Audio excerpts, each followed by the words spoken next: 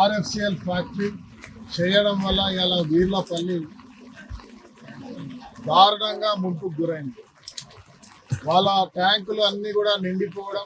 ఆషాఢ మాసం సందర్భంగా మన కాసం ఫ్యాషన్స్ కిలో చీరలు కొనండి, అరకిలో చీరలు ఉచితంగా పొందండి.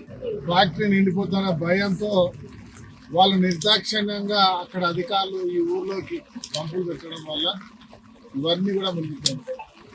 నేను ప్రభుత్వం రానప్పటి నుంచి ఆ రోజుల్లో ఇది కట్టేటప్పుడు పబ్లిక్ హియరింగ్ లో వీళ్ళపల్లిని షిఫ్ట్ చేస్తాం, స్థానికులకు ఉద్యోగం ఇస్తామని అప్పుడున్న నాయకులు మాటిచ్చారు.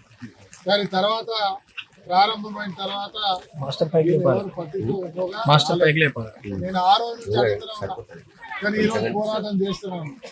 ఇది కేంద్ర ప్రభుత్వానికి సంబంధించిన మోడీ నిర్ణయం. R&R ప్యాకేజ్ ఇవ్వడానికి సిద్ధంగా లేరు, విజయాలు ఇవ్వడానికి లేరు.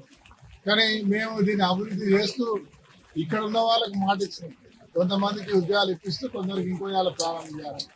దురదృష్టవశాత్తు ఈరోజు జరిగిన సంఘటనలో నీళ్లు రావడం వాళ్ళ నిర్లక్ష్యాన్ని మరొకసారి మనందరి గురించి. నేను కలెక్టర్ గారు, నిన్న కమిషనర్ గారు, నా కుటుంబంతో పాటు మేయర్ గారు, అందరు నాయకులు భాగస్వాములు అయిన వీళ్ళకి రక్షణకు ఉండి ఇళ్లలో వాళ్ళందరినీ వారికి సురక్షిత ప్రాంతాలు తరలించి వారికి కావాల్సిన వసతులు ఏర్పాటు చేయడం జరిగింది. ఈరోజు మళ్ళీ రావడం జరిగింది. ఇవాళ ఖచ్చితంగా నా పరిధిలో మహిళలతో చిన్న చిన్నగా కట్టుకున్న ఇళ్ళు వారికి పడిపోవడం జరిగింది. సుమారు 15 ఇళ్ళ వరకు ఇప్పుడు లెక్కలకు వచ్చింది.